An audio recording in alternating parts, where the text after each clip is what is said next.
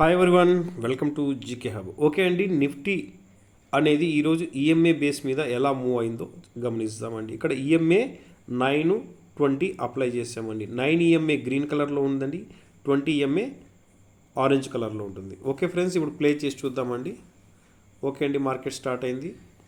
So ఇప్పుడు ఏమవుతుందండి, almost ఈఎంఏకి above ఉంది కాబట్టి ఇక్కడ మనం ఏం చేయొచ్చు, ఈఎంఏ బేస్ మీద ఇప్పుడు బేరిష్ పొజిషన్ చూసే అవకాశాలు లేవు. ఎందుకంటే 20 ఈఎంఏకి అబోవే ఉంది. ఒకవేళ 9 ఈఎంఏ నుంచి మార్కెట్ ఫాల్ అవుతుంటే మనకు 20 ఈఎంఏ అనేది ఏమవుతుంది, సపోర్ట్ అవుతుంది. సో ఇప్పటి వరకు మీరు గమనించండి, 20 ఈఎంఏకి మార్కెట్ బిలో రాలేదు లేదా సస్టైన్ అవ్వలేదు.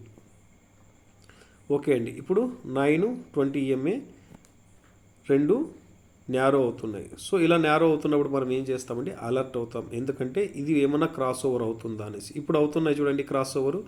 ఆరెంజ్ ఈఎంఏ అప్ సైడ్కి వెళ్తుంది, 9 EMA green colour EMA down సైడ్కి వస్తుంది. 9 ఈఎంఏ అన్న గ్రీన్ కలర్ ఈఎంఏ అన్న ఒకటేనండి. అగైన్ ఇక్కడ చూడండి ఈఎంఏ ఎలా వర్క్ అవుతుందో ఒకసారి గమనిద్దాం. ఎప్పుడైతే ఈఎంఏ క్రాస్ అయిందో అప్పటి నుంచి చూడండి మార్కెట్ అనేది ఫాల్ అయింది. ఇక్కడ నుంచి డౌన్ సైడ్ నుంచి అప్ సైడ్కి వెళ్ళేటప్పుడు ఇక్కడ గమనించండి 20 ఈఎంఏ రెసిస్టెన్స్గా వర్క్ అయింది. 20 ఈఎంఏ నుంచి కంటిన్యూ ఫాల్ అనేది మళ్ళీ జరిగింది. ఇక్కడ చూడండి 20 ఈఎంఏ 9 ఈఎంఏ అగైన్ క్రాస్ అయినాయి. క్రాస్ అయిన తర్వాత నిఫ్టీ కంటిన్యూ అప్ సైడ్కి మూవ్ అయిందండి. సో ఈఎంఏ ఇండికేటర్ బేస్ మీద మార్కెట్ ఎలా మూవ్ అయిందో ఒకసారి ఫైనల్గా గమనించి చూడండి. సో ఫస్ట్ మార్కెట్ ఓపెన్ అయింది, అప్పుడు ఏమైందండి 20 ఈఎంఏ 9 ఈఎంఏకి ఎబోవ్ ఉంది.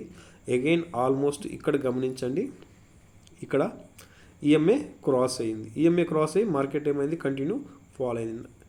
అగైన్ ఇక్కడి నుంచి గమనించినట్లయితే మార్కెట్ అప్ సైడ్ మూవ్ తీసుకుంటుంది. ఇలా అప్ సైడ్ మూవ్ అవుతున్నప్పుడు ఏమైందండి, 20 ఈఎంఏని రెసిస్టెన్స్గా రెస్పెక్ట్ చేసి 20 ఈఎంఏని టచ్ అయిన తర్వాత 20 ఈఎంఏ అబోవ్ వెళ్ళలేదు. అగైన్ కంటిన్యూ ఫాల్ అయింది.